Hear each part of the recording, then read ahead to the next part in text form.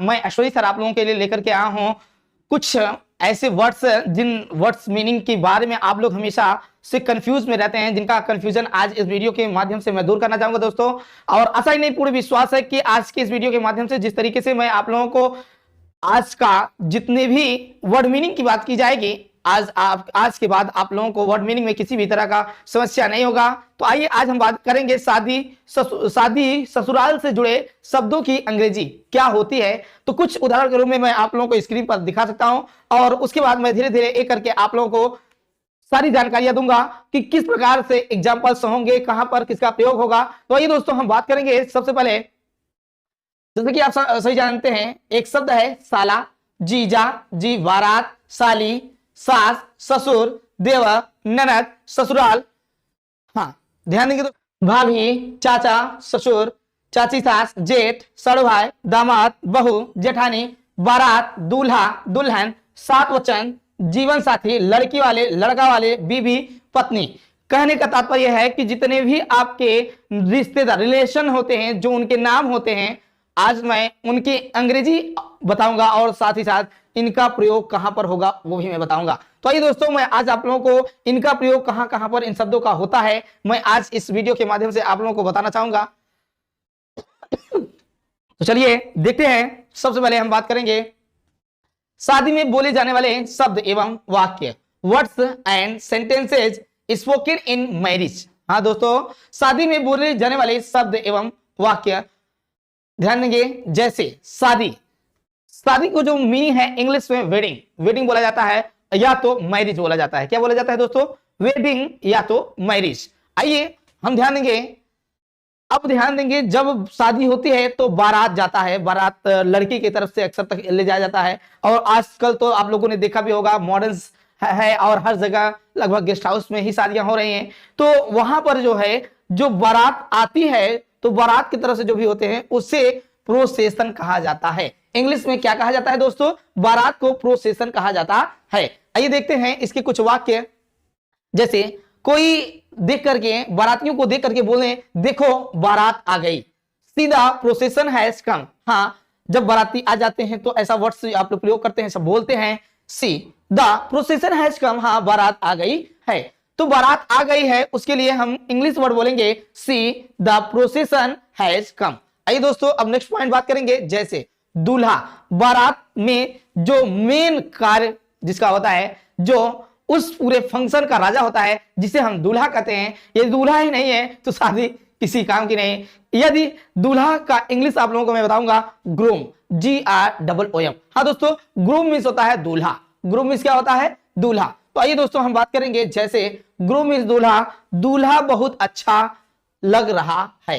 हाँ दोस्तों, दूल्हा बहुत अच्छा लग रहा है। The groom is looking very good, the groom is looking very good. हाँ, दूल्हा अच्छा लग रहा है।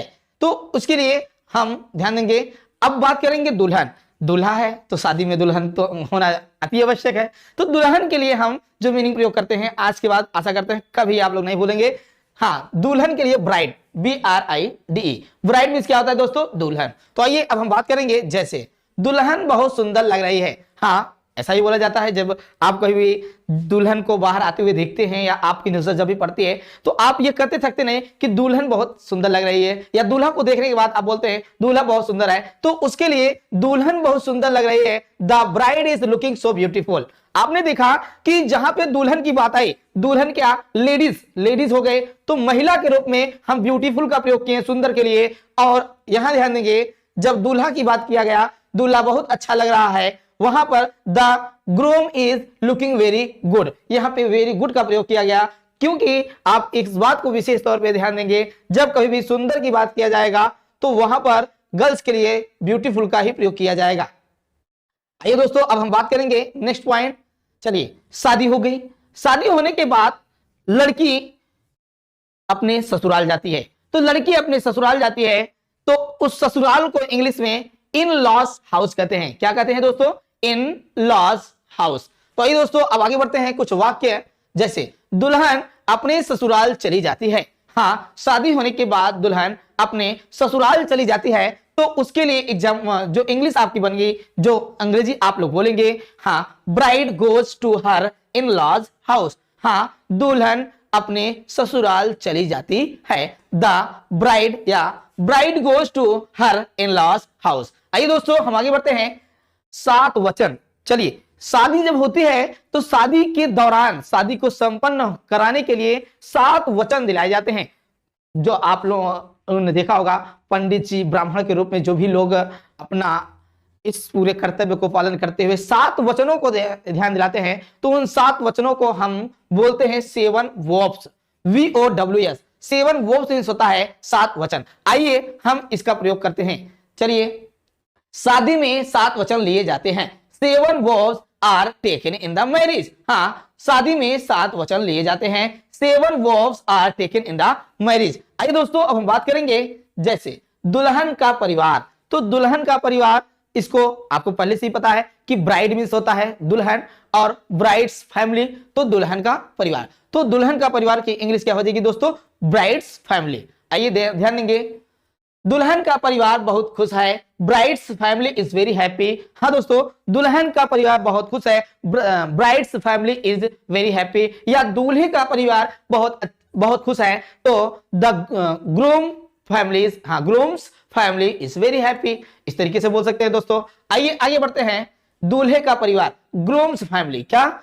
हाँ दोस्तों, ग्रूम्स फैमिली। तो ग्रूम्स फैमिली के लिए हम बोलेंगे दूल्हे का परिवार। आइए एग्जांपल देखते हैं। जैसे कुछ वाक्य है, दूल्हे का परिवार बहुत खुश है, the grooms family is very happy. The grooms family is very happy. आइए दोस्तों अब आगे बढ़ते हैं। जैसे दामाद, तो आप लोगों ने ध्यान दिया होगा कि जो माता पिता होते हैं लड़की के जो माता पिता होते हैं, चाचा चाची होते हैं, फूफा होते हैं, बुआ होती हैं, या मौसी होती हैं, मतलब कहने का तात्पर्य है जो माँ तबके के लोग होते हैं, माँ बाप के रूप में होते हैं, उनके लिए जो दूल्हा होता है वो दामाद कहलाता है। तो दामाद जो होता है उसकी इंग्लिश सन इन लॉ कहलाती है। क्या कहलाती है दोस्तों? यानी दामाद को अंग्रेजी में सन इन लॉ कहते हैं। क्या कहते हैं दोस्तों?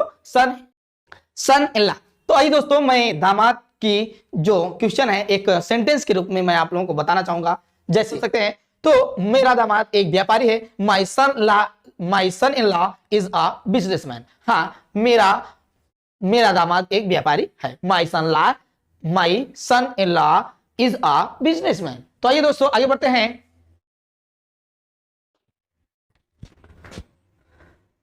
बहू या पुत्र वधू, ध्यान देंगे। जैसे आप लोगों ने देखा कि लड़के को यानी जो दूल्हा है उसे दामाद कहा गया, तो लड़की को लड़का के माता पिता जी बहू या पुत्र वधू के रूप में जानते हैं। वो पुत्र वधू के रूप में जानी जाती है या बहू के रूप में जानी जाती है। तो बहू को इंग्लिश में बोला जाता है डॉटर इन लॉ।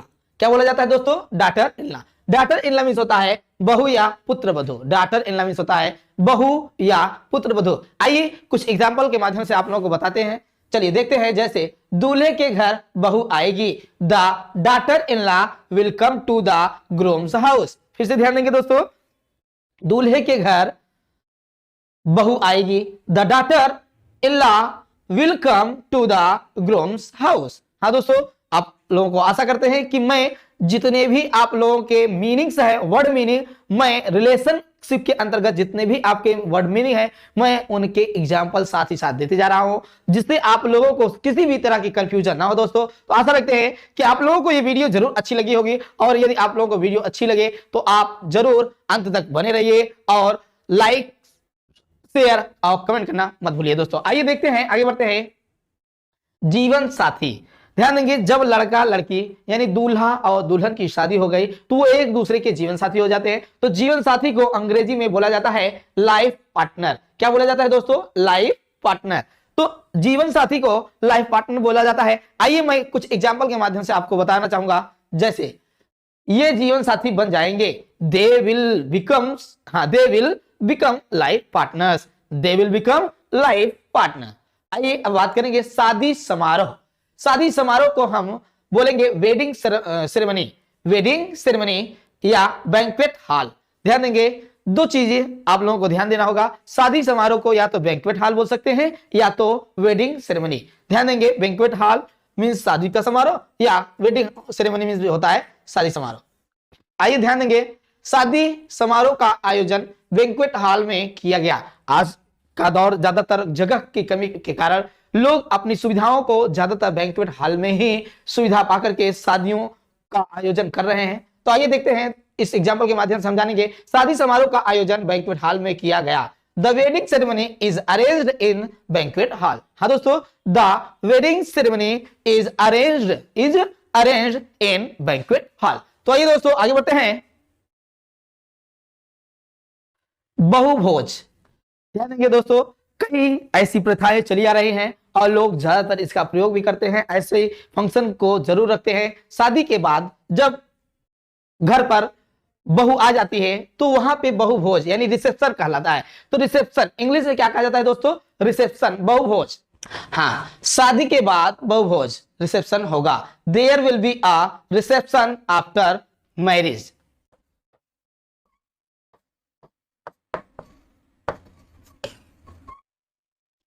हाँ दोस्तों ध्यान देंगे, जैसे अब हो गई शादी की पार्टी। तो जब शादी होती है शादी की पार्टी भी दी जाती है तो वेडिंग पार्टी बोला जाता है। शादी की पार्टी को क्या बोला जाता है दोस्तों? Wedding party. तो आइए देखते हैं इसका एग्जांपल। आज शादी की पार्टी है, today is the wedding party. हाँ, शादी होने के बाद भी लोग अक्सर तक पार्टियां देते हैं, पार्टी मनाते हैं। तो शादी की पार्टी को हम बोलेंगे, जैसे एक वाक्य है, आज शादी की पार्टी है, today is the wedding party, today is the wedding party. आइए दोस्तों नेक्स्ट पॉइंट ध्यान देंगे। ससुर, ससुर को इंग्लिश में फादर इन लॉ कहते हैं। क्या कहते हैं दोस्तों? Father in law. आइए एग्जांपल देखते हैं। मेरे ससुर एक अनुशासित व्यक्ति हैं। My father in law is a discipline person. हाँ दोस्तों, my father in law is a discipline person. ससुराल से जुड़े कुछ और रिश्ते, आइए देखते हैं ससुराल से जुड़े कुछ और रिश्तों के बारे में। जैसे भाभी, भाभी को हम लोग सिस्टर इन लॉ बोलते हैं। साली को भी सिस्टर इन लॉ बोलते हैं। देवरानी को भी सिस्टर इन लॉ बोलते हैं। साड़ू भाई ब्रदर इन लॉ। साड़ू भाई को क्या बोलते हैं दोस्तों? Brother in law. आइए देखते हैं, जैसे बहनोई या जीजा जी हैं तो उनको भी हम क्या बोलते हैं? Brother in law. ध्यान देंगे दोस्तों, देवर को भी ब्रदर इन लॉ बोलते हैं। अच्छा, आप लोग सोच रहे होंगे ये तो कॉमन वर्ड है। हाँ दोस्तों, ये कॉमन है, इनकी मीनिंग एक ही होती है, इनकी मीनिंग अलग अलग नहीं होती है। जेठ को भी ब्रदर इन लॉ ही बोलते हैं। साला होगा तभी ब्रदर इन लॉ। साला मतलब आपकी पत्नी का भाई, वही आपकी पत्नी का भाई साला। तो इंग्लिश में ब्रदर इन लॉ या वाइफ्स ब्रदर भी कहा जाता है। आइए दोस्तों, जैसे पत्नी बीवी ये तो पता ही है, वाइफ मींस होता है, और पति शौहर, हस्बैंड या हवी दोनों को बता सकते हैं। चलिए आगे बढ़ते हैं। जैसे चाचा ससुर तो अंकल इन लॉ। चाचा ससुर को क्या बोलेंगे? Uncle in law. चाची सास को आंट इन लॉ। तो आशा करते हैं कि आज की इस वीडियो के माध्यम से दोस्तों आप लोगों को फोटो से क्लियर हुआ होगा कि जो हमारे रिलेशनशिप में शादी के अंतर्गत जितने भी रिश्ते आते हैं या जो जो वर्ड्स आते हैं, मैंने एग्जांपल के माध्यम से और रिलेशनशिप के बारे में भी किस तरीके से क्या क्या मीनिंग कहां पर प्रयोग होगा उसके बारे में आज के इस वीडियो के माध्यम से फोटो से क्लियर कर दिया दोस्तों। और यदि आप लोगों को इस वीडियो में किसी भी तरह की समस्या आई हो तो आप लोग लाइक शेयर कमेंट करना मत भूलिएगा दोस्तों। आशा रखते हैं कि आप लोगों को ये वीडियो अच्छी लगी होगी। तो आप लोगों से अब मैं चाहूंगा अलविदा। तब तक के लिए आप लोगों को मैं अब इंतजार करूंगा दूसरे वीडियो में। Thank you very much. Best of luck, have a nice day.